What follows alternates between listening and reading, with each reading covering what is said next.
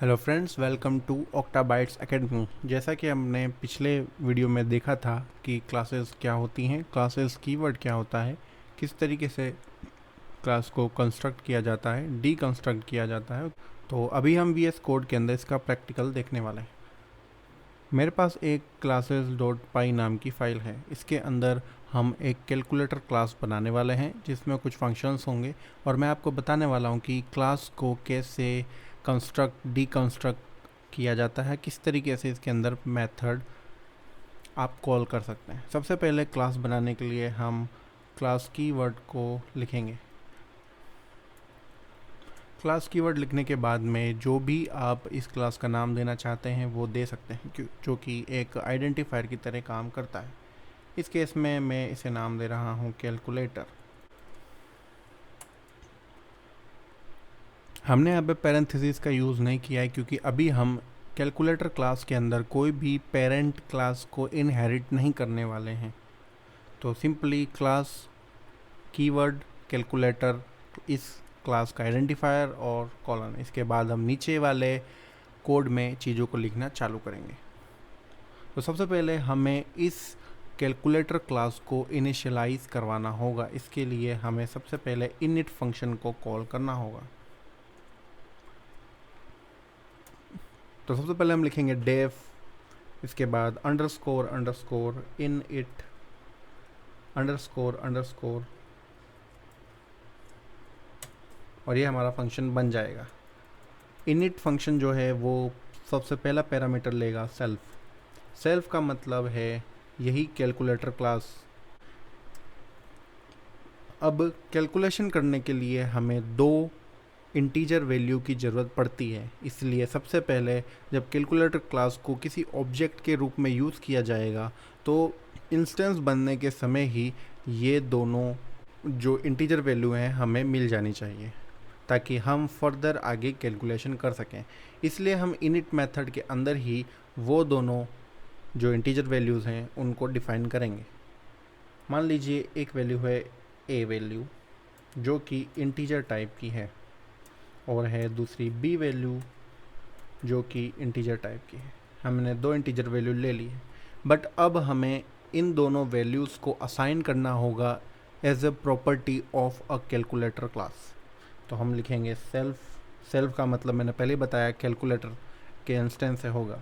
Self dot A equal to A, यानी कि जब यहाँ वाली वैल्यू को, ये वाली जो वेरिएबल है इसको जब भी वैल्यू मिलेगी वो यहाँ आएगी और ये सेल्फ डॉट ए में अटैच हो जाएगी, यानी ए की वैल्यू इसके बराबर होगी।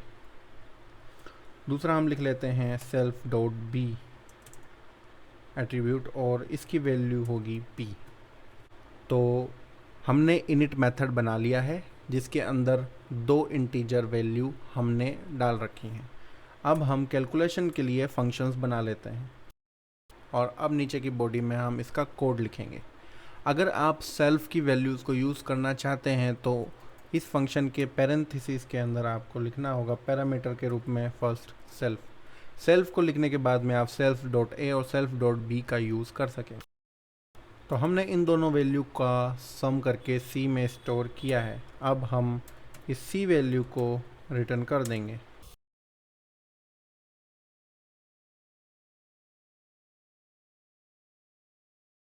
तो हमने टोटल 4 फंक्शन बना लिए हैं। अब मैं इसको हाइड कर देता हूँ।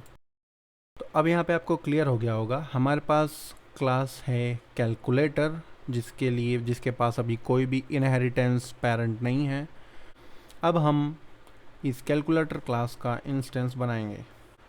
तो हम लिखते हैं कैल इक्वल टू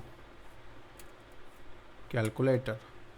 जब हम कैलकुलेटर लिखेंगे तो हम पैरेंथेसिस देंगे। अब इस पैरेंथेसिस के अंदर हमें ए और बी की वैल्यू यहाँ पर असाइन करनी होगी। जो भी वैल्यू हम यहाँ लिखेंगे वो सेल्फ डॉट ए और सेल्फ डॉट बी में असाइन हो जाएंगी। तो हम लिखते हैं ए की वैल्यू 2 और बी की वैल्यू 2। जब प्रोग्राम एग्जीक्यूट होगा और 18वीं लाइन पे आएगा, न्यू मेथड कॉल होगा। न्यू मेथड कॉल होने पर यह कैलकुलेटर इंस्टेंस बनेगा और इसके बाद इनिट मेथड कॉल होगा जो कि ए और बी को इनिशियलाइज कर देगा और जो ए और बी की हमने वैल्यू असाइन की है वो ए और बी को असाइन हो जाएंगी। इसके बाद हम स्केल में जितने भी इसके मेथड हैं उसको डॉट करके यूज़ कर सकते हैं।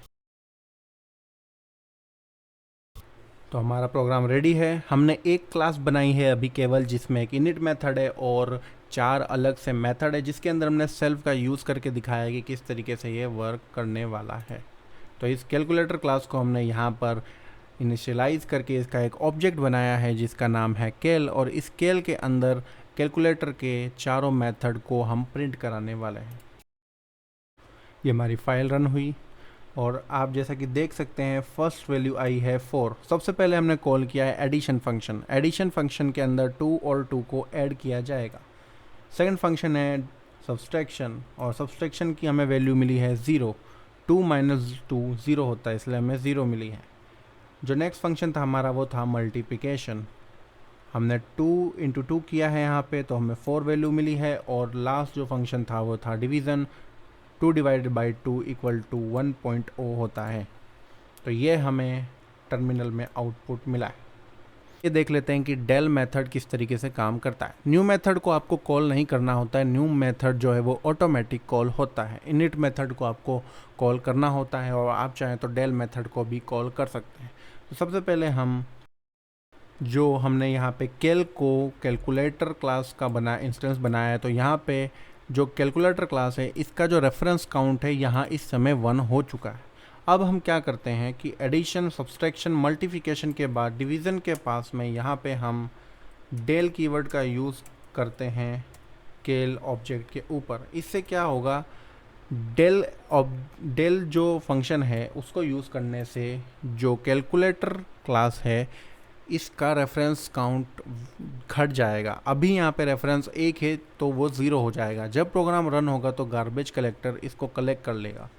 इसका मतलब हमें डिवीज़न यहाँ पर शो नहीं होना चाहिए टर्मिनल में, क्योंकि कैल जो है वो डिलीट हो चुका है हमारे प्रोग्राम से। तो कैल डॉट डिवीज़न हमें एक एरर देगा। एरर क्या होगा? एरर ये होगा कि प्रोग्राम को पता ही नहीं होगा कि ये कैल क्या है, क्योंकि ये कैल ऑलरेडी डिलीट हो चुका है। अब हम प्रोग्राम को रन करते हैं तो आप जैसा कि देख सकते हैं तीनों यहाँ पर एडिशन, सब्सट्रैक्शन और मल्टीप्लिकेशन के हमें वैल्यूज़ मिल गई हैं। और जो फोर्थ वैल्यू थी डिवीज़न वाली, यहाँ पर हमको एक एरर मिला है। एरर क्या है?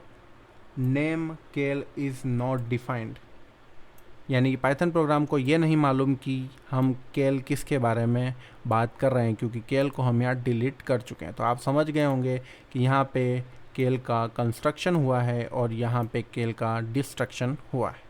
इस तरीके से तीनों का यूज़ होता है, न्यू मेथड, इनिट मेथड और डिलीट मेथड का। और इस तरीके से कंस्ट्रक्शन होता है, इस तरीके से डीकंस्ट्रक्शन होता है।